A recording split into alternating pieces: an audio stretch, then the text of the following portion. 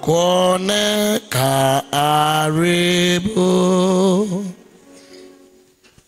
Jamani, kanisa hili lina mbaraka wa vijana, tuseme amina. Lakini shida, vijana wenyewe hawajataka kubamba. Unajua kubamba ni maamuzi. Kulishika hili kanisa na kulifanya liwe la kisasa ni maamuzi. Na ndio maana Eric na timu yake, vijana hawa wamebadilisha muonekano wa taswira ya kanisa hili. Kwa mawazo yao tunayo background. Kwa mawazo yao tunakuwa live kila Sabato. Kwa mawazo ya vijana, lesoni sasa iko mtandaoni kutokea Sakina. Kwa mawazo yao watu wa Kenya, Rwanda, Burundi, watu wa idhaa ya Kiswahili wanasikiliza neno hili. Na hata leo mtaona baada ya jioni kufika, maana nimeshare linki hii, imeenda mahali kwingi. Kutoka kwa vijana tunaweza kufikia ulimwengu. Kwa hiyo vijana, ninaomba wa Sakina msikae hivi mlivyokaa leo. Naomba mawazo yainuke, tubambe kwa ajili ya kazi ya Bwana. Tuwashe moto. Kulikuwa na kwaya ya vijana, sijui leo imejifia wapi. And it was powerful. Ilikuwa kwaya nzuri hapa, ambao naifahamu kutokea hapa. Kama kuna mdudu uliitafuna kwaya, tunaikataa mdudu huyo kwa jina la Yesu. Yaani tunamkataa kwa jina la Yesu. Naona ndio kuna vijana wamehamahama, mara wako wapi, wameenda makanisa mapya mara wapi, lakini bado Mungu hajafilisika. Hebu mwambie jirani yako, Mungu hajafilisika. Sasa vijana warembo mnaimbia wapi? Warembo na handsomes, beautiful and handsome boys. Mnakuaje kwamba kwaya hiyo inakufa, inapotea kienyeji? Ninaomba kwaya hiyo ifufuke.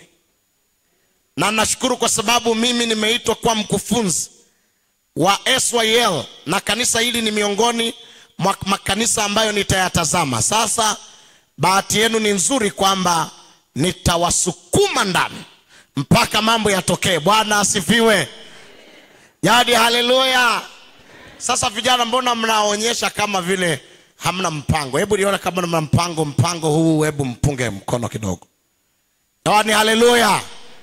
Wale ambao hawajaingia kwenye masomo ya kozi za SYL, wale ambao hawajaingia kwenye master guide, wale ambao hawajaingia ambassador kwenye moduli, kila mmoja aingie, pachangamke. Sakina ni kanisa la vijana, na tena vijana walio erevuka. Sio bora vijana, ni vijana bora.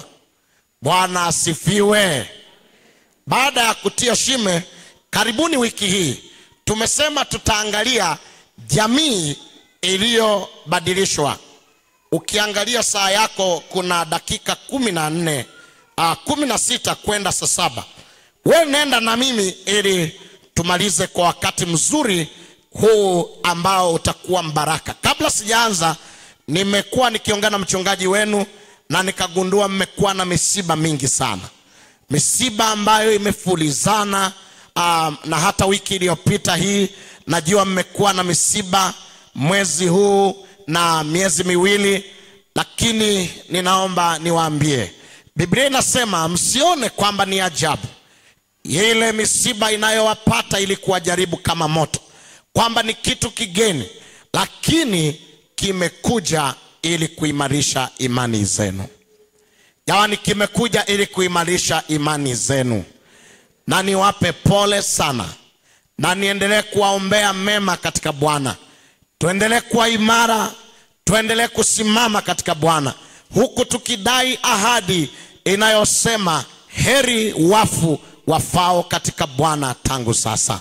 Na mimi niwaombe kwamba Bwana atufundishe kuzihesabu siku zetu.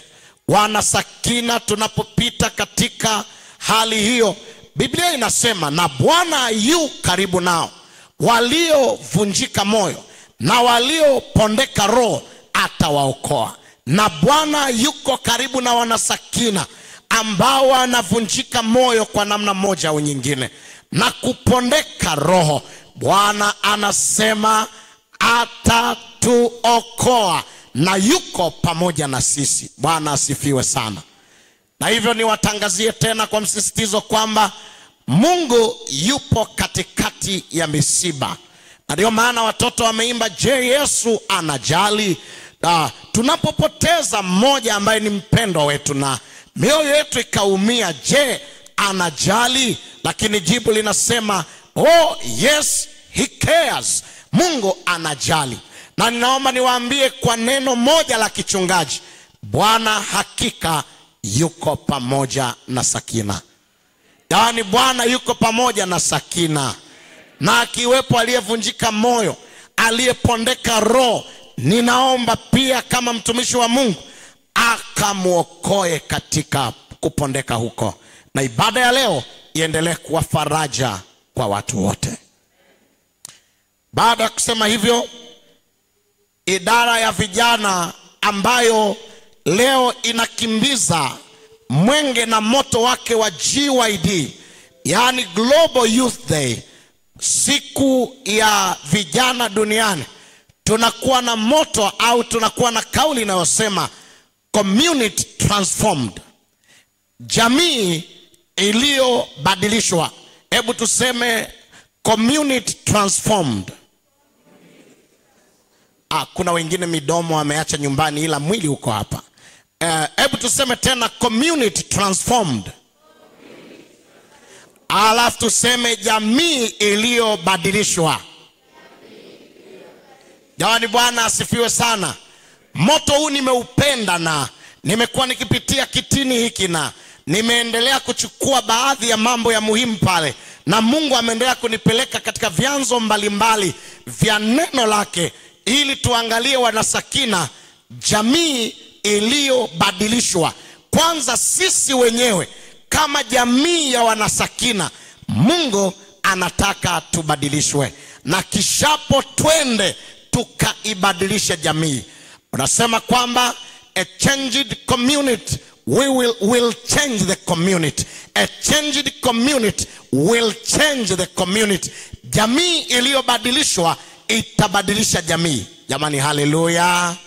Jamii iliyobadilishwa ndiyo inayoweza kuibadilisha jamii. Kwamba a changed community will be able to change the community. A changed community will change the community. Jamii iliyobadilishwa itabadilisha jamii. Nami naomba Sakina iwe jamii iliyobadilishwa sasa na baada ya juma hili, na kwa pamoja tuendelee kuibadilisha jamii. Haleluya. Jamii iliyobadilishwa ndiyo itakayoweza kuibadilisha jamii. Haiwezekani jamii ambayo haijabadilishwa ikaibadilisha jamii. Na kwa hiyo lazima tukubali kwanza kubadilishwa, na ndiposa tubebe hii dhimu, huu uwezo wa kubadilisha wengine. Nami nasema napenda maneno ambayo yanasema changes begins with you. Mabadiliko yanaanza na wewe mmoja. Na tunasema if you will be able to see 1,000 paths, it was in a beginning of one step. Utakapoona mile 1,000, 1,000 mile begins with one path, just one step.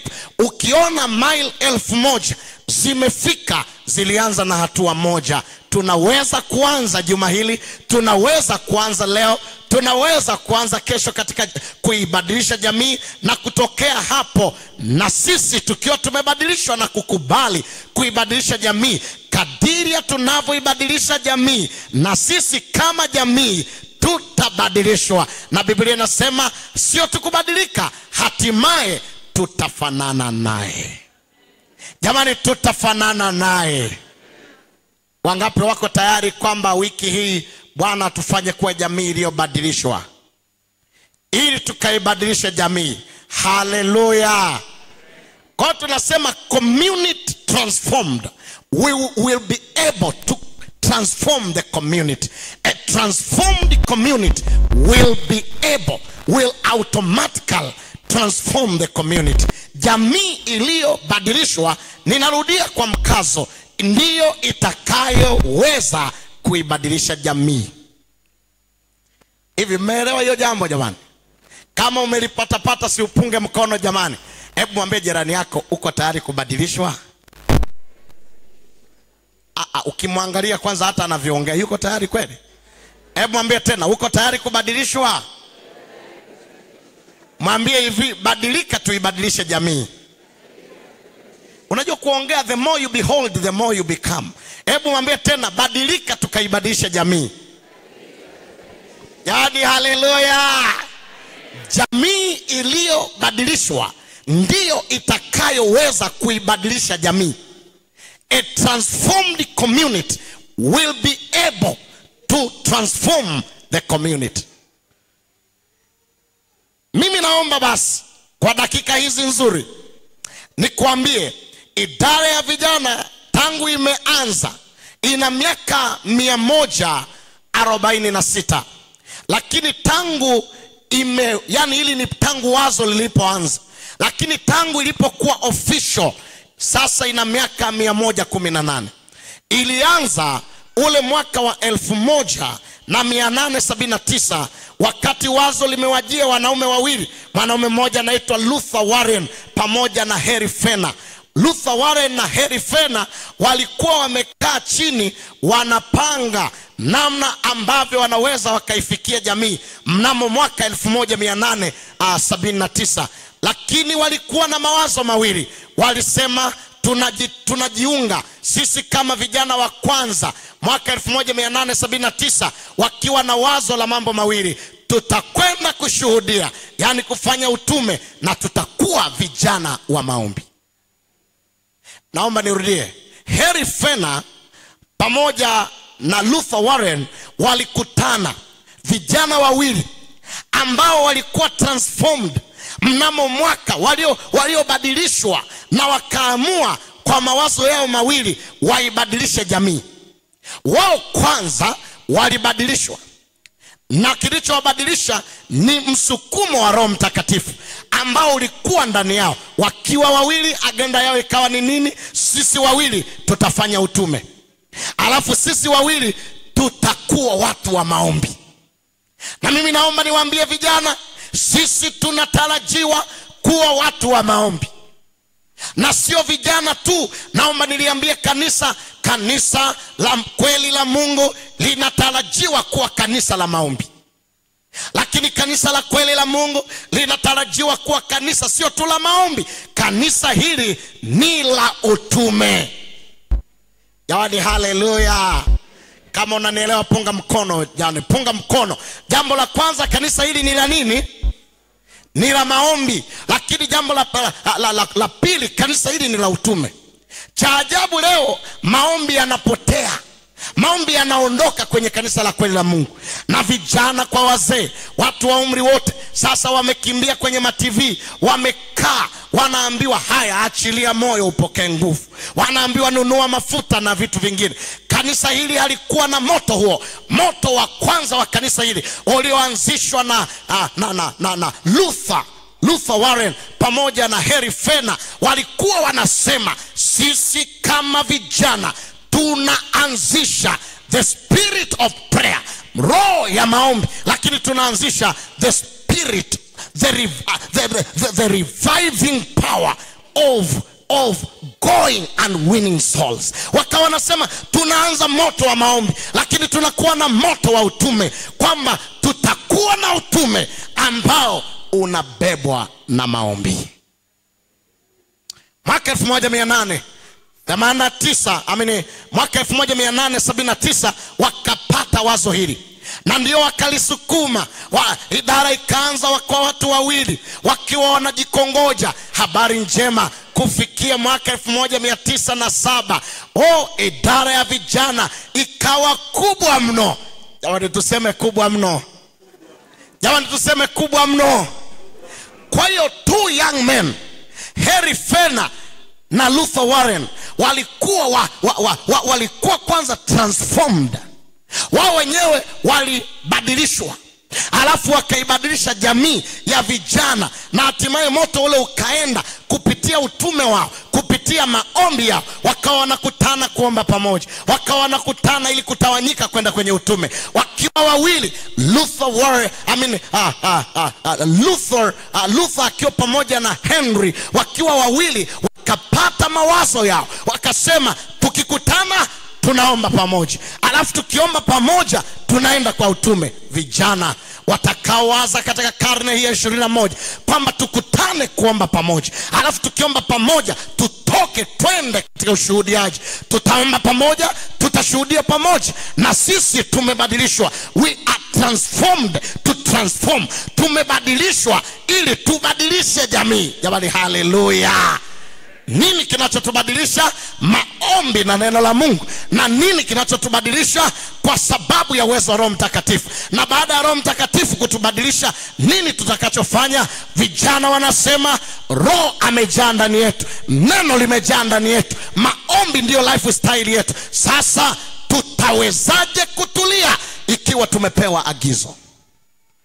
Kwa vijana, alafu pamoja na kanisa, ili tuweze kutoka kwenda kuifikia jamii, wazo la kwanza ni hili: we must pray together and witness together. Lazima tuombe pamoja, alafu tushuhudie pamoja. Yaani, haleluya! Silaha ni ngapi jamani?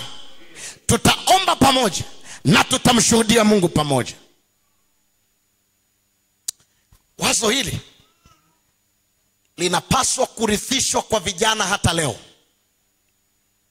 Hii sio zama ya wazazi kuombea vijana tu. Hii ni zama ya vijana wao wenyewe kuomba na kuombeana. Lazima vijana tuone kwamba hapa tulipofikia imefika saa ya kujinasua katika ulimwengu huu na kuingia katika jamii ya watakatifu. Na kinachotuingiza huko mambo ni mawili: neno la Mungu na maombi. Na tukishakuwa na neno la Mungu na maombi, tukaijua idara, tukayajua maandiko, na tukajua namna ya kuomba, Roho akitujaa hatuwezi kutulia, maana tumepewa agizo. Ndio maana mwaka 1907 baada tu ya kuwa jamii ya vijana imeongezeka, ndio maana Milton Ken, ambaye huyu si mwingine lakini ndio kiongozi wa vijana, ambaye ni Mwadventista kutoka kule Marekani, huyu ndiye aliyekuwa ameanza kuwa mkurugenzi au director wa vijana wa kwanza. Na huyu jamaa Mungu akampa zawadi ya maisha. Alizaliwa mwaka 1932, amekufa tu mwaka juzi 2023. Ellen White anaandika katika kitabu chake cha Messages to Young People, ujumbe kwa vijana. Anaandika vizuri, anasema huyu dada Ellen akiwa anaunga mkono mwendelezo wa wazo la Luther Warren pamoja na Henry Fena, anawaunga mkono akisema, naliwaona vijana kuwa ni jeshi kubwa kuliko jeshi lolote ndani ya kanisa, ambao wanaweza kufanya mambo makubwa na kuleta njozi iwe dhahiri. Yani a really dream. Hawa vijana ni dynamic, wanaweza kubadilishwa muda wote. They are flexible, wanaweza kupelekwa katika namna yote. Hawa vijana anasema they are intuitive and they have zeal and power. Wana uwezo na nguvu. If youth shall connect their mind together in prayer and reading scriptures and be able to unite again and go together, they shall change the world. Wakiukutana wakaomba pamoja, wakasoma neno la Mungu pamoja, wakatoka kwenda kwenye ushuhuda pamoja, anasema Mama White, they shall transform the world. Wataubadilisha ulimwengu. Jamani, haleluya! Jamani, haleluya! Inaomba ninukuu maneno ya director wetu wa sasa wa GC, Dr. Bruce Khumalo. Dr. Bruce Khumalo ndiye director wa vijana wa dunia, yani the General Conference Youth Director. Huyu ndiye ambaye ametoa maneno haya, anasema Global Youth Day should be a lifestyle. Daily, we encourage young people to impact lives in the community. And it should not be a one-day practice, but rather they should think on how are they impacting the world daily. Anasema habari ya siku ya vijana ya ulimwengu inapaswa kuhamishwa na kuwa ni mwendelezo, sio wa siku ya tarehe iliyopangwa, ila kila siku kijana anatakiwa akitoka kwenda kwenye jamii awaze, aseme leo ninawaza kuibadilisha jamii. Jamani, Bwana asifiwe. Wapendwa, Bwana asifiwe. Lazima kijana asubuhi mpaka jioni awazi. Akina mama kwa kina baba lazima tuwazi. Waumini wa kanisa lazima tuwazi. Maana kila mtu mbele za Bwana anaitwa kwamba kabla hajapoteza nguvu za kutembea, kabla siku za giza hazijaja na miaka utakaposema sina furaha katika hili, bado ukiwa unakula, unapata ladha, miguu inatembea, unaweza kufanya kitu chochote kwa ajili ya Bwana. Sisi wote tulioko ndani ya kanisa, sisi ni vijana katika Bwana. Jamani, haleluya. Na ndio maana kuna vijana wa umri na kuna vijana wa heshima. Lakini wazo hapa ni katika umri wetu, wa umri wa ujana kwa umri na umri wa ujana kwa maana ya nguvu, yani kwa umri wa heshima, ungali bado una miaka hiyo, kama kanisa na tuunganike kwenye maombi, na tuunganike katika kulisoma na kuchimba neno, na tutoke tukaueleza ulimwengu kwa matendo na kwa maneno kile tulichojifunza kikaubadilisha ulimwengu. Jamani, haleluya. Wapendwa, haleluya. Wale ambao wananielewa wapunge mkono namna hii. Jamani, haleluya. Sasa baada ya kueleza mambo haya, na ibada yetu haina budi kuisha saa 7:15 kamili, na hapa tunazo dakika 13 tu na hatutavuka hapo, na unapaswa kuwa umeinuka kwenye kiti muda huo unapofika. Ninaomba usome pamoja nami maneno haya. Yohana sura ya 6. Maneno mafupi ambayo yamebeba ujumbe wa tofauti. Yohana sura ya 6, tutasoma fungu la kwanza na kuendelea. Biblia inasema baada ya hayo Yesu alikwenda zake ng'ambo ya bahari. Bahari ya Galilaya nayo ndiyo ya Tiberia, na mkutano mkuu akamfuata kwa sababu waliziona ishara ambazo aliwafanyia wagonjwa. Fungu la 3, na Yesu akakwea mlimani akaketi huko pamoja na wanafunzi wake, na Pasaka, siku kuu ya Wayahudi, ilikuwa karibu. Basi Yesu alipo inua macho yake akaona mkutano mkuu wanakuja kwake, alimwambia Filipo, tununue wapi mikate ili hawa wapate kula? Wazo anayelitoa hapo ni nani jamani? Kwani mnasoma nini huko? Jamani, anayetoa wazo hapa ni nani? Wazo la kufanya nini? Jamani, wazo la kununua nini? Ili makutano wafanye nini? Wale. Wazo la chakula. Fungu la Biblia linaendelea la 6. Na hilo alilinena ili kumjaribu, kwa maana alijua mwenyewe atakalolitenda. Fungu la 8. Wanafunzi wake mmojawapo, Andrea nduguye Simoni Petro, akamwambia, yupo hapa mtoto, yuna mikate 5 ya shayiri na samaki 2, lakini hivi ni nini kwa watu wengi kama hawa? Yesu akasema, waketisheni watu. Na mahali pale palikuwa na majani tele. Basi watu wanaume wakaketi wapata 1000 ngapi? Mko na Biblia kweli ama mnasoma roho ya unabii? Jamani, wakapata watu wangapi? Jamani, watu wangapi? 5,000. Okay. Lakini fungu lile la 11, basi Yesu akaitwaa ile mikate akashukuru. Jamani, Yesu akatwaa mikate akafanya nini? Bwana Mungu akatwaa mikate akafanya nini? Biblia inasema aliombea mikate.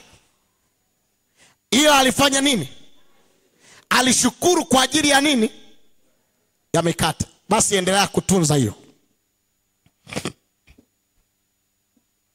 Na fungu lile la 10, Yesu akiwa amewaketisha akasema, basi wale watu walikuwa 5,011, akawaagiza walioketi na kadhalika katika wale samaki kwa kadiri walivyotaka. Walivyotaka kadhalika katika wale samaki 12. Nao waliposhiba aliwaambia wanafunzi wake. Aliwaambiaje? Kusanyeni vipande vilivyobaki kisipotee chochote. 13. Basi wale wakavikusanya wakajaza vikapu ambavyo ni 10 na ngapi jamani?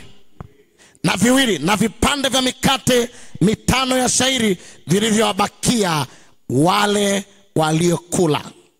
Naomba nirudi katika fungu lile la 9. Yuko hapa mtoto, yuna mikate 5 ya shayiri na samaki wangapi? Jamani, na samaki wangapi? Naomba uondoke na fungu hili, ndio tutakalo ijadili ili tuombe na twende. Yuko mtoto hapa, ana mikate 5 na samaki wangapi? Jamani, mikate mingapi? Samaki wangapi? Yuko mtoto hapa. Neno hili nimelitafakari kwa kwenda katika Bible commentaries, na hapa nikaona mambo machache ya muhimu kujifunza. Jambo la kwanza, kulingana na culture ama jamii ya Wayahudi, mtoto yeyote ambaye alikuwa hajafikisha miaka zaidi ya 14, akiwa wa kike au wa kiume, akiwa yuko chini ya miaka hiyo, angeweza kuitwa kwa jinsia yoyote Kigiriki. Hilo ni jambo la kwanza. Lakini jambo la pili, angeitwa mtoto kwa sababu anakaa nyumbani kwao bado. Sasa maneno yaliyotumika hapo yakisema yuko mtoto, hayatupi fursa ya moja kwa moja kujua huyu mtoto is it a lady or a boy. Lakini anaonekana kuandikwa katika baadhi nyingi za Kigiriki, ya Biblia za Kigiriki, za tafsiri ya Kizungu. Kwa mfano hapa ninayo Holy Bible New King James Version, anasema there is a lady here, yuko msichana hapa. Nikaangalia mawazo ya wachache waliokuwa wanatoa mawazo yao, nikamwona mtu anaitwa Matthew Henry. Commentary ya Matthew Henry inasema huyu mtoto anasadikika kuwa alikuwa na miaka kuanzia 7 hadi 14. Lakini huyu mwingine anasema anaonekana kuwa wa umri wa miaka si chini ya 7 hadi 13, na huyo anaitwa Albert Benner. Lakini Adam Clark commentary inasema huyu alikuwa mtoto anayetoka familia ya kimaskini mwenye umri wa miaka kuanzia 7 hadi 14.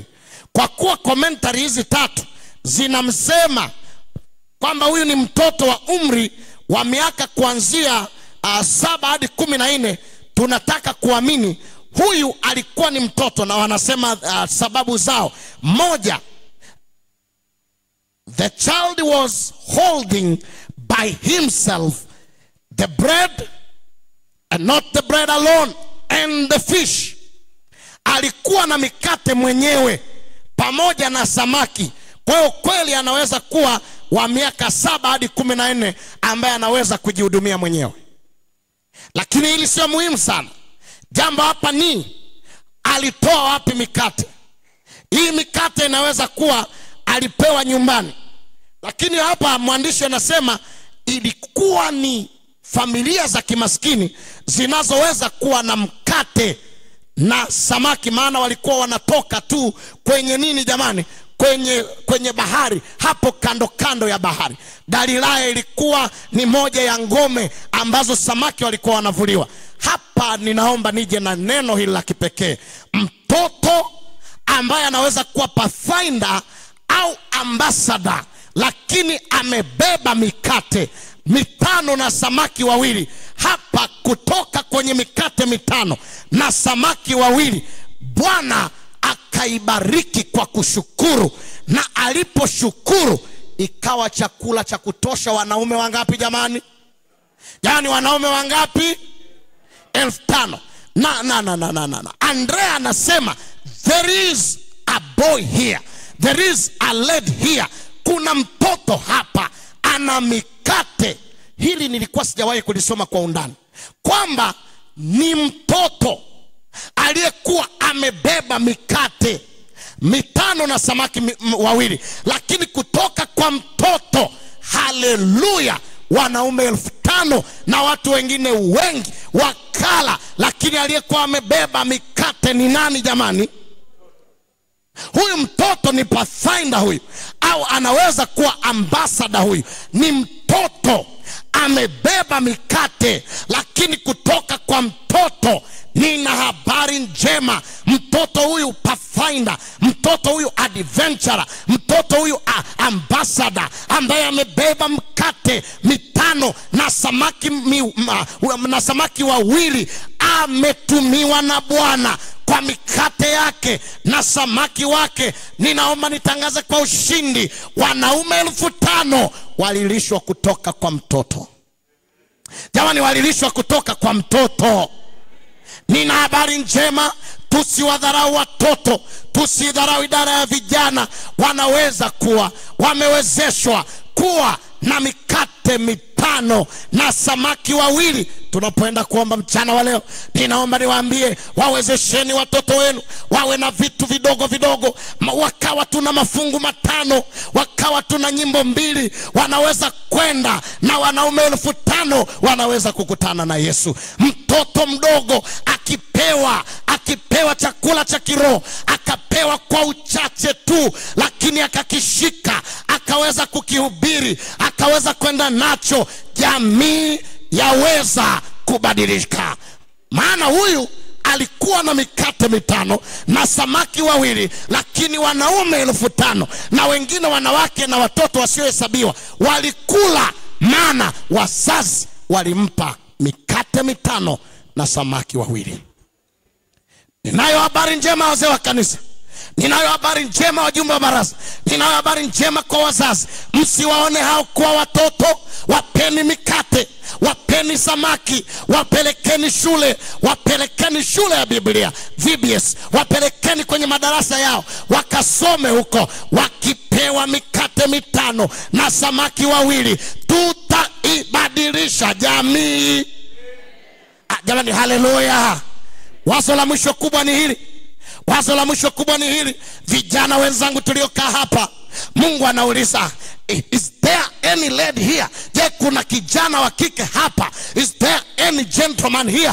Kuna kijana wa kiume hapa ambaye ana mikate 5 na samaki 2, hata kama ametoka familia ya kimasikini, ila kama ana mikate 5 na samaki 2, anaweza akabadilisha jamii. Jamani, haleluya. Lakini sikiliza kitu jamaangu, sasa hivi tunapotaka kuoa, ni lazima tuulize watu na tuombe, na Mungu atasema there is a lady here. Kuna msichana hapa kiuchumi ana mikate 5 na samaki 2, the very humble beginning, mwanzo wa unyenyekevu. Lakini there is a lady here who is having only 5 doctrines and only 2 songs. Unasema huyu mwanamke, hata kama there is a lady, is just a woman with a very few Bible concept, ana vitu vichache vya kiroho, lakini kiuchumi ana mikate tu na samaki tu.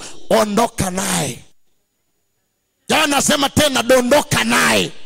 Maisha yatabadilika mbele ya safari. Jamani, maisha yatabadilika mbele ya safari. Lakini pia inaniambia usikubali kuwa mwanamke msichana ambaye huna hata mikate na samaki.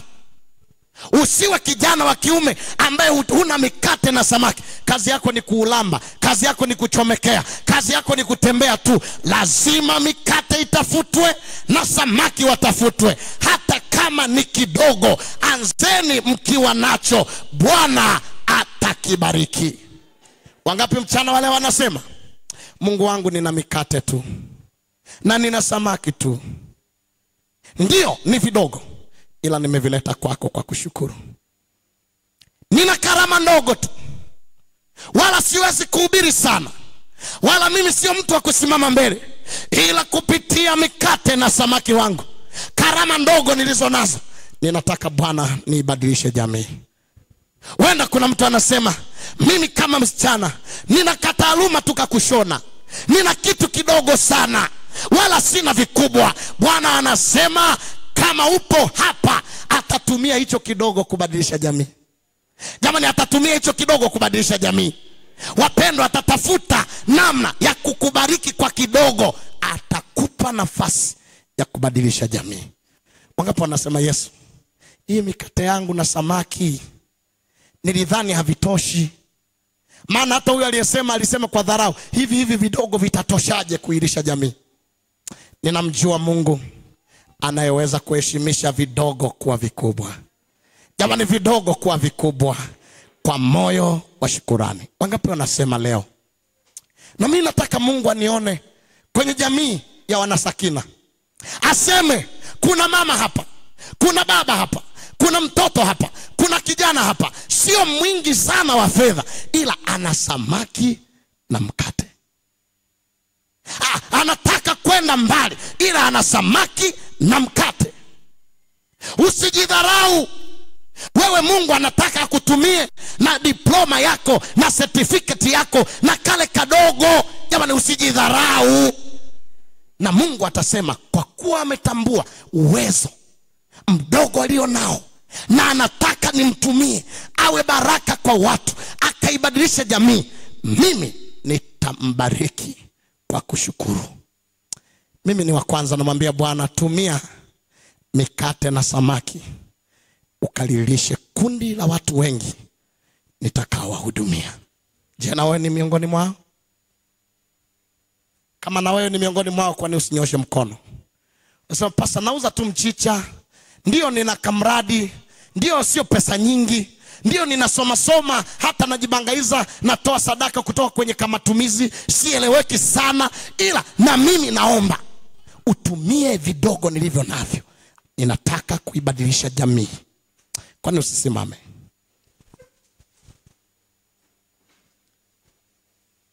Usimdharau huyo kijana.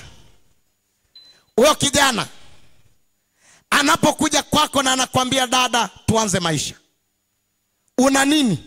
Anasema, nina samaki 2, mikate 5. Lakini moyo wangu unaniambia saa ya kuanza maisha na wewe imefika. Ikiwa ana samaki 2 tu na mikate 5, mwambieni Bwana aibariki. Hivi leo amina mmeuza ama niwalipe nini jamani? Jamani, mwambie Bwana aibariki. Jamani, mwambieni Bwana aibariki. Vijana, msitamanishwe na vitu vya dunia hii. Hamuhitaji mabilioni kufanya kazi ya Mungu. Hamuhitaji mabilioni kuanza maisha. Mikate 5 na samaki 2, chakula cha maskini, Bwana akakibariki, kikalisha wanaume 5,000 na wanawake na watoto wasiohesabika. Lakini ninapomwita mtu kuomba hapa sasa, somo letu likiwa limekamilika kwa muda wake, nikutie moyo. Na Bwana ananiambia, afadhali tumia muda huu watu wakiwa wamesimama watie moyo. Kuna mtu hapa amedharauliwa kwa sababu ana samaki 2 na mikate mingapi? anajiuliza, sasa hivi nitabadilishaje jamii? How can I transform? Ninajua kuna dada hapa, kuna kijana hapa, kuna mama hapa, kuna mtu hapa ambaye anaposikia community transformed, jamii iliyobadilishwa, anasema mimi siwezi. Ila Mungu amemjalia ana mikono miwili kama samaki wawili, ana nguvu kama tu ya mikate mitano. Nina habari njema, hata wewe katika kutransform community, kuibadilisha jamii, hata wewe Mungu anaweza kukutumia. Jamani, nasema hata wewe Mungu anaweza kukutumia. Jamani, haleluya. Lakini kuna ambao kidogo wanakasalio salio. Ninamwomba Bwana abadilishe uchumi wako na hali yako ya kiroho, ili tuungane kuibadilisha jamii. Je, kuna mtu ambaye kweli ameguswa na neno hili? Anaulizwa, kijana utaoa lini? Anasema nikipata hela, maana sasa hivi nina hela tu ya kujilisha. Samaki wawili, mikate mitano. Kuna washiriki wamekuwa dhaifu, anachaguliwa kwa mzee wa kanisa, anakataa. Ukimuuliza kwa nini, anasema mimi na samaki wawili tu na mikate mitano. Bwana atashukuru. Simseme amina jamani. Yaani Bwana atashukuru ukimletea hivyo vichache ulivyo navyo. Ukijileta wewe mchache kama ulivyo, na ukimkabidhi hivyo vichache ulivyo navyo, atainua mikono, atashukuru. Jamani, atashukuru. Na akishukuru vitatosha. Jamani, vitatosha. Watu wakabadilishwa kutoka kuwa na njaa hadi wakashiba mavikapu 12 ya masamaki na mikate tena mitano ikabaki. Nina habari njema, vijana, tumwaminini Mungu kutoka kwenye humble beginning, na tujiungeni kwenye idara kwa karama ndogo, kwa uchumi kidogo. Ni mkiwa mmesimama, roho yangu inavutwa sana kusema hakuna ambaye Bwana hawezi kumtumia. Hakuna.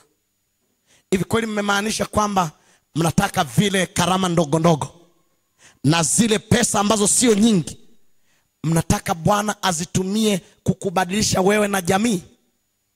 Kama ndivyo, punga tena. Jamani, haleluya. Yule mtoto alikula na kundi lote likala. Jamani, yule mtoto alikula na kundi lote likafanya nini? Ndiyo jamii iliyobadilishwa, sio kwa nguvu ya pesa wala ya uwezo mwingine, ila kwa kidogo ambacho Bwana anakipokea na anashukuru. Ndugu zangu, Mungu atusaidie sana. Ndugu yangu, rafiki yangu Ojuko, utakuja kuomba hapa. Karibu. Nimeona wakina mama waliochoka, ambao hata akitoa zaka yake yeye mwenyewe anaidharau. Ila hoja ya Mungu sio wingi wa mali, hoja ni uaminifu katika kutoa. Ukimpa hicho kidogo, atakipokea, atashukuru. Jamani, simseme amina kidogo. Jamani, ukimpa Mungu hizo samaki 2 na tumkate 5, yeye wewe utaona ni kidogo, ila yeye akishukuru kitakuwa kingi. Jamani, kitakuwa kingi. Mletee na njoo kama ulivyo. Nasi, ama kuna wimbo uliochaguliwa niliona kama umejiseti. Njoo sasa, njoo sasa, njoo sasa, njoo sasa. Ninaye rafiki naye alinipenda mbele kwa kamba za pendo.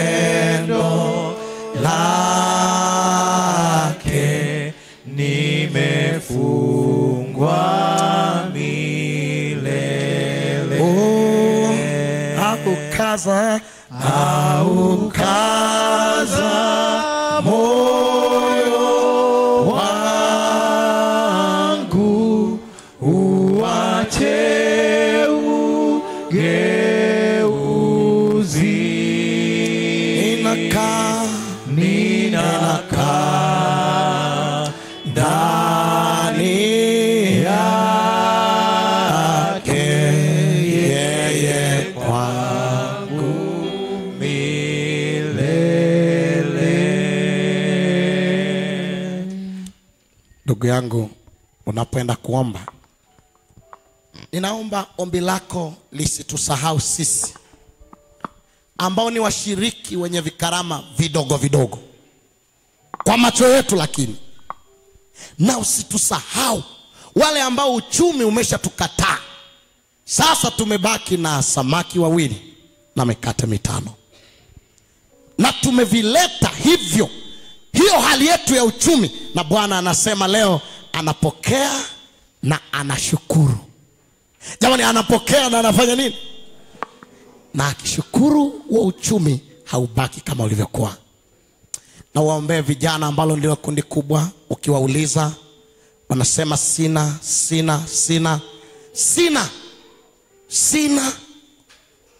Unaitwa kuibadilisha jamii, sina. Lakini Mungu anasema waje na mikate mitano na samaki wawili, yeye atapokea hicho kidogo na atashukuru. Karibu. Ni nani wa kunitenga na mpenzi wa mbele? Kwake nimetia nanga, ndimi wake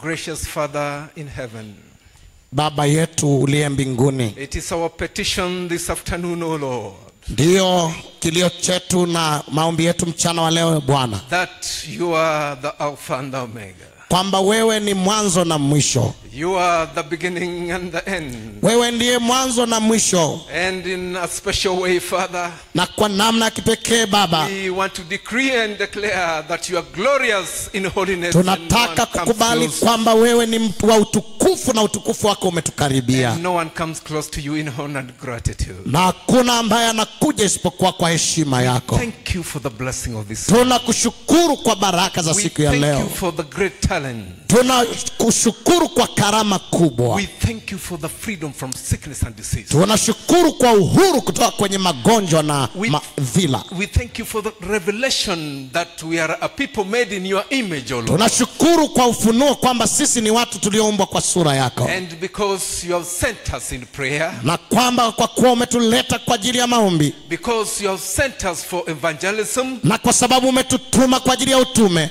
we want to think and believe that there will never be a shame in us, O Lord. na tunataka kuamini na kushukuru kwamba hatutaibika. This is a prayer for those who believe and trust in thee.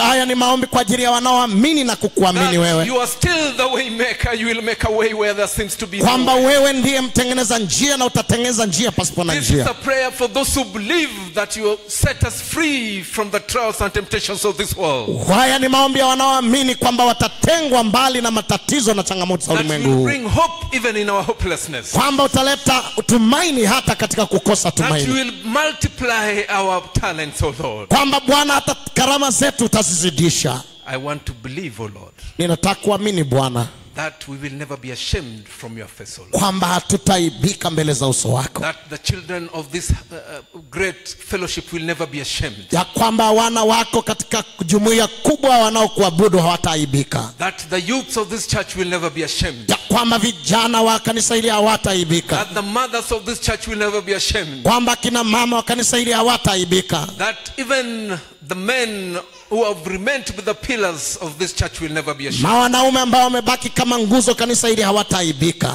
Because of the blood of Christ, which Kwa is shed sababu ya Calvary, damu ya Kristo iliyomwagika Kalvari. we know you will cover us with the armor of righteousness. Tunajua kwamba utatujaza na kutufunika na wema And wako. that is why I am reaching out, O Lord. Ndio maana Bwana ninakuja kwako. That is why I am bringing these submissions, O Lord. Ndio maana Bwana naleta maombi haya kwako. That each and every one of us has a talent. Kwamba kila mmoja wetu hapa ana karama. The small talents will be multiplied into big Na talents. kwamba karama ndogo zitafanywa kuwa kubwa. The big talents will go exponentially. Na to zile karama change. kubwa zitaongezwa. That they will change the communities that we live in. Na kwamba hizo karama zitaenda kubadilisha jamii tunayoishi kwayo. That we will be beacons of hope in each and every community where we Na kwamba tutakuwa nguzo za tumaini katika jamii tunamoishi. that we will live to be role models, Na mighty kwamba God. tutaishi kwa mifano ya kuigwa. And even as we surrender our bodies as living sacrifices, Na kwamba Bwana tunatoa miili yetu kama dhabihu iliyo hai. invite the power of the Holy Spirit Na among us. tunaalika nguvu ya Roho Mtakatifu. We pray for journey mercies upon mercies, O Lord. Tunaomba Bwana kwa ajili ya neema ya We pray safari. for grace upon grace, O Lord. Tunaomba rehema na neema Set hata neema. us free from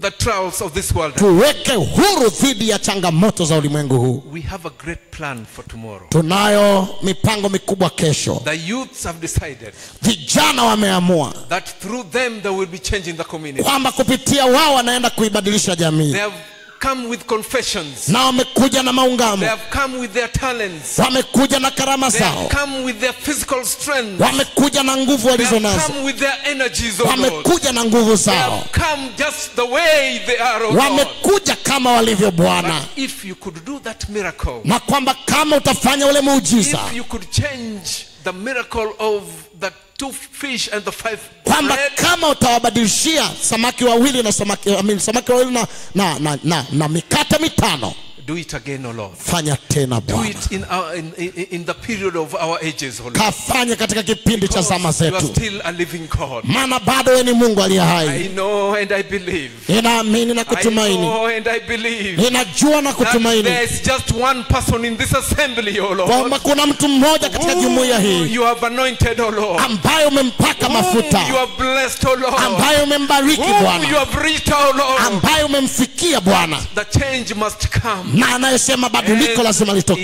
it must come now. na lazima And litokee it must sasa, come not later than tomorrow. na lazima And litokee it sio must baadaye come not kuliko later than kesho, next week, O Lord. na kwamba itatokea sio zaidi ya wiki mbili. Even as we surrender now, Hata tunapojikabidhi as we kwako, take a break now, tunapoenda kwenye pumziko, I want to remember your servant Lubua. ninataka kumkumbuka mtumishi wako Lubua. This guy has done a great work. Huyu mtumishi wako amefanya kazi Open the kubwa. gates of heaven and bless him, my Lord. Fungua milango ya mbinguni Open the umbariki. gates of heaven and shower him with the Fungua benedictions, O milango ya Lord. mbinguni na umbariki Bwana. And you know, Father, Na unajua we Baba, have decided that this week he has to be here. tumeamua kwamba wiki hii lazima awe hapa, And we don't want cosmetics again. na hatutaki mapambo na marembo tena. We want change. Tunataka We badiliko, want revival. tunataka We uamsho, want to be rejuvenated, O Lord. tunataka kubadilishwa We Bwana, want to be refreshed in our mind. tunataka kuishwa We tena want to be upya, refreshed in our thinking. tunataka We tubadilishwe want to be kufikiri, refreshed in our habits. tunataka We tubadilishwe want to be tabia, refreshed in our behavior. tunataka kubadilisha tabia Even zetu, our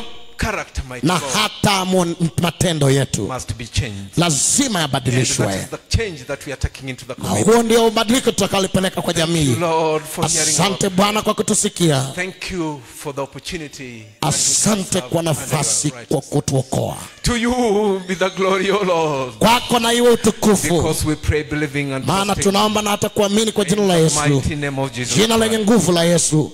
Amen, Amen. amen. Bwana awabariki sana.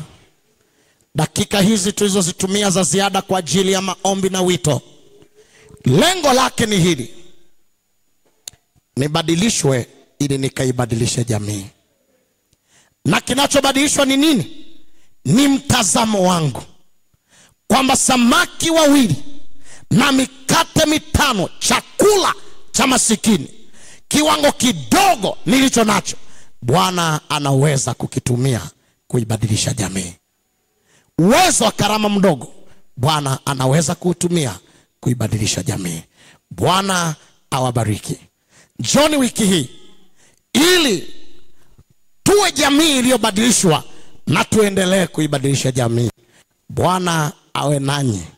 Wangapi sasa wanasema mimi nitatumia nilicho nacho kuibadilisha jamii? Haleluya, haleluya. Bwana awabariki kwa jina la Yesu Kristo. Amen.